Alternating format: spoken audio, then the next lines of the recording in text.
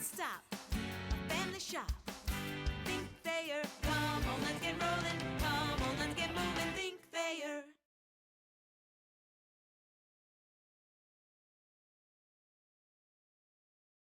Questions for Coach Babers?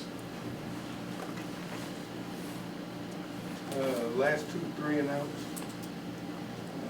Just kind of play that back forward and get the 2 sacks. Just had I believe the right tackle got beat on the very last series and put us behind the sticks a little bit.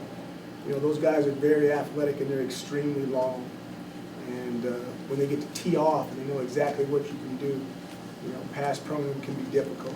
Got behind in the chains and couldn't overcome it. Coach, did you see something different from them defensively in the first or fourth quarter rather, or was it just an inability to make plays that led to the offensive struggles?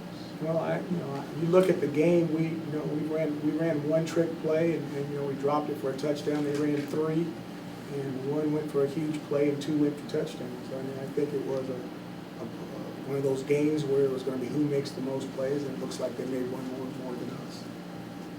The flea flicker and the 4th down, big punt, plays like that can turn the momentum of the game, like you said, to this close.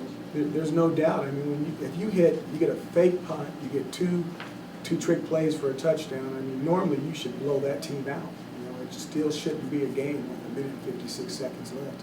I'm really proud with my guys. I mean, this is a big-time football team, big-time conference, maybe the best team not in a Power 5. This is a good football team. Now, that being said, I thought we made mistakes and we had our opportunities to win. And I take my hat off to my guys. They fought all the way to the end. But they're a good team. You know, Memphis is a good football team. Will you talk a little bit about what you saw from your offense, if not in the fourth quarter, then all the way through? I mean, it looked in the fourth quarter, obviously, well, statistically, the offense struggled in the fourth quarter. Was there a reason in your eyes for it? No, I think we just, we had some drops.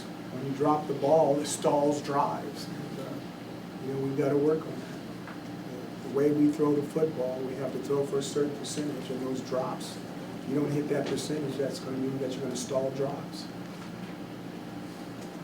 Will you talk a little bit about a couple of areas of special teams? First, the kickoff returns. A couple of times when there were mistakes on kickoff returns, it seemed to push your offense so far back that it was a struggle to overcome that. It's becoming very difficult. We want the young people to grow up. There's a lot of young people on that team, and they're going to be fine football players. They're going against guys that are a lot better than them, and it's going to happen next week as well.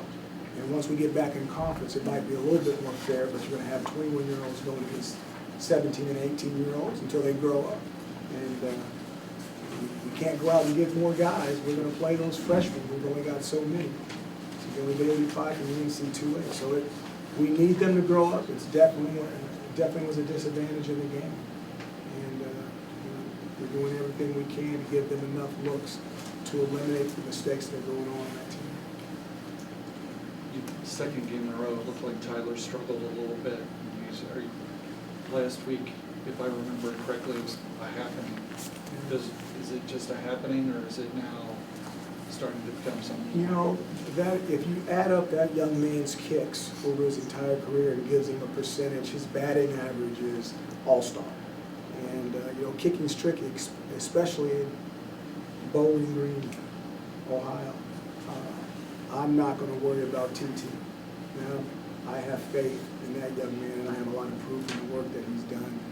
I'm not going to worry about that. I go back to we didn't score enough touchdowns. That field goal could have helped, sure. PAT could have helped, fantastic. But, we need to score more touchdowns. What about penalties? There were some penalties that kept their drives alive, but also one of the misses, you were pushed back because of the penalty. Yeah, they one of our guys said a cuss word and they got a personal foul.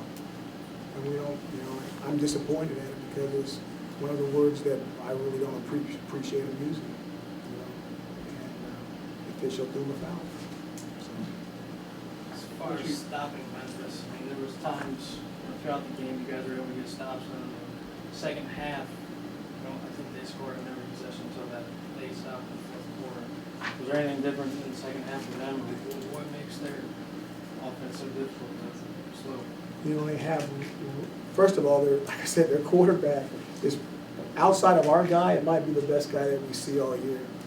And their running backs are really good. They're big, they're physical. Did you see their line? I mean, those guys are like trees. And, you hit them, you hit them, you tire out.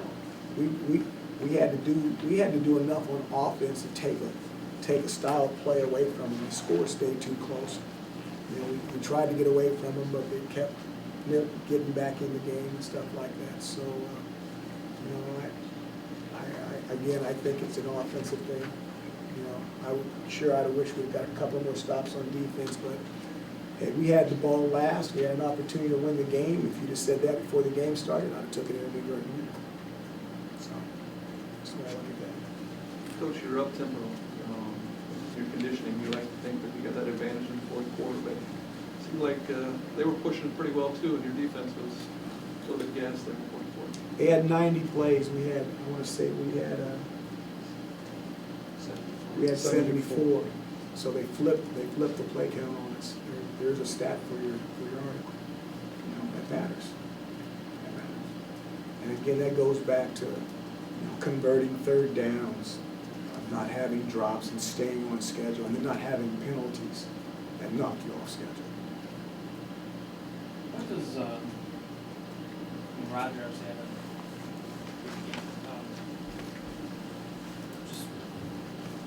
what does he bring to the team? I mean, how he was able to get past the DBs, seemed like what he wanted. What was that matchup like? Well, he couldn't do it all the time because then we'd have called it all the time. I promise you that. Okay? But Roger had a good game. Roger's a good player, and he do a lot of things to free Roger up. And there's a lot of unselfish receivers that do things so Roger can make those plays for the team. And what we need to do is when we put somebody in a situation to make a play, those guys need to make a play for the family. It was just too many plays that we didn't make out there. That when you're playing a really good team, I mean, a conference champion, a team that's supposed to win the conference championship, it's not good.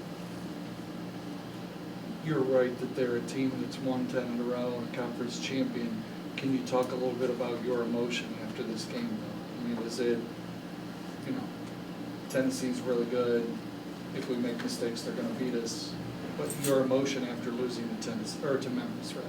I was going to correct you, but you corrected yourself. Thank you.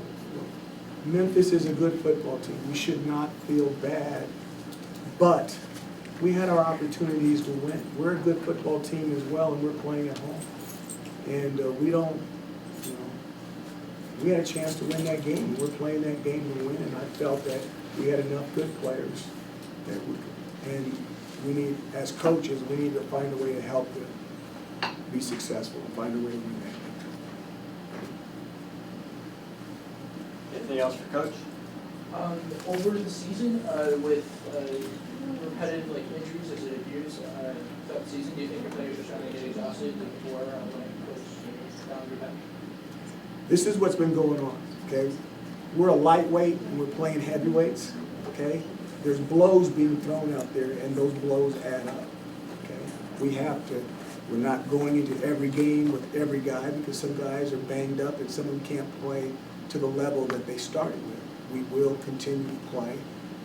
We're not backing down from our schedule. We're going to take on the best people in non-conference. We take on all comers. We don't care. And we're going to play those games to win. And then after that, we're going to go into the East and we're going to play the Eastern Conference. And then after that, we're going to go play the Western Conference. And God willing, we'll have an opportunity to play a championship game and then a bowl game after that. We're not going to apologize for playing the best people that we can play because we're competitive by nature, and that's what we want.